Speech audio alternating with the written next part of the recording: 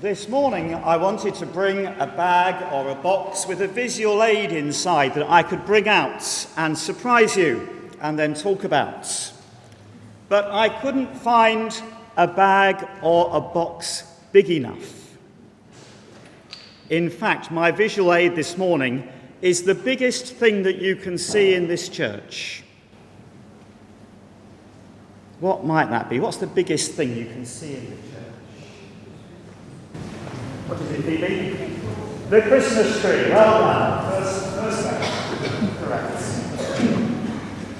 The lovely big tree.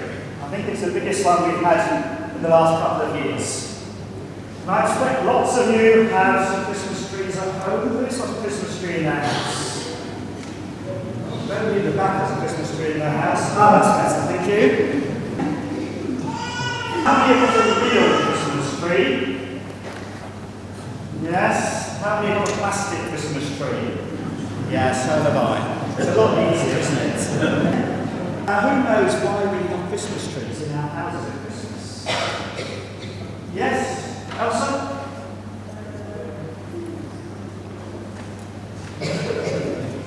No? Forgotten? Anybody else tell me what goes up? It's a tradition from Germany. Well, that's part of the story. Yes, good. Prince Albert was introduced. Prince Albert's maybe yes, in Queen Victoria's time. There were a few before Prince Albert, but they only became popular when Prince Albert was seen photographed or drawn away. Right, any other reasons why you might have a Christmas tree? Yes? In winter the leaves don't fall. That's a very good point. I'll come back to that in a minute. We think the Christmas tree started with a custom of having a play on Christmas Eve. A play that told the whole story of the Bible from Genesis through to Revelation. And one of the props in the play was the tree from the Garden of Eden. So they did this play on Christmas Eve. They needed a tree, but it was winter. So they would get a fir tree, and they would put some apples on it, or some pretend apples, to look like the fruit.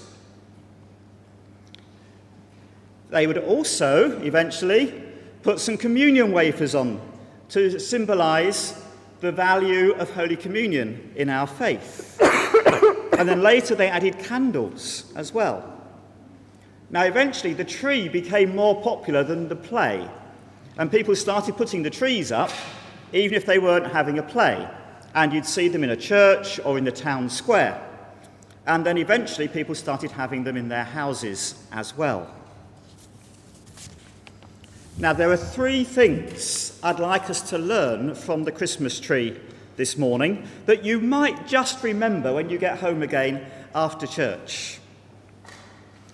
The first point is the one that came from the young man over there, that the tree is an evergreen tree. The leaves don't come off in the winter.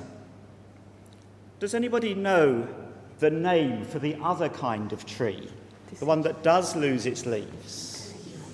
Deciduous. Oh, they're all calling it out. They're not putting their hands up. Right. The other kind of tree is deciduous, and this is evergreen.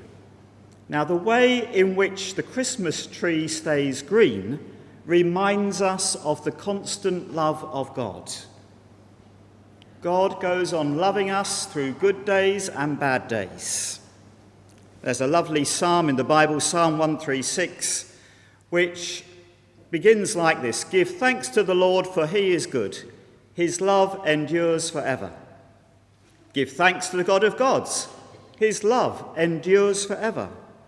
Give thanks to the Lord of lords. His love endures forever." It goes on like that for 23 more verses. In the second half of each verse, his love endures forever. The tree that stays green all the year round reminds us of God's constant love in good times and bad times. Even when we're going through illness or unemployment or other problems in our lives, God carries on loving us Even if we forget him, he doesn't forget us. So that's the first thing. The tree is evergreen and it reminds us of God's constant love. Now, the other thing is a long theological word called the incarnation. Well, let's just think about the trees again. Lots of you have Christmas trees in your house at this time of year. Does anybody have a tree in their house at another time of year? No hands go up. The right place for a tree is outside the house, isn't it? People would think you were daft if you said you have a tree inside your house all the year round. The thing that should be outside comes inside at Christmas. And the amazing thing about Christmas is that God came into the world as a visible, touchable human being. Jesus was a walking, talking, eating, sleeping, crying, bleeding human being. I know one of the carols that we sing says, "No crying he makes." I don't believe that there's a baby anywhere that doesn't cry at all. And we know that the adult Jesus cried. He wept at the grave of his friend Lazarus. He wept over Jerusalem. He was a real human being, but he was also God, come into the world. So the tree inside our house reminds us that God comes from outside into our world when he's born in a stable at Christmas. One of the names for Jesus in the Bible is Emmanuel, and that name means God with us. Some of you might watch the television programme The Secret Millionaire. Anybody know that programme? I see some nods, yes. A very rich person spends a week living amongst ordinary people, and they don't realise who he is.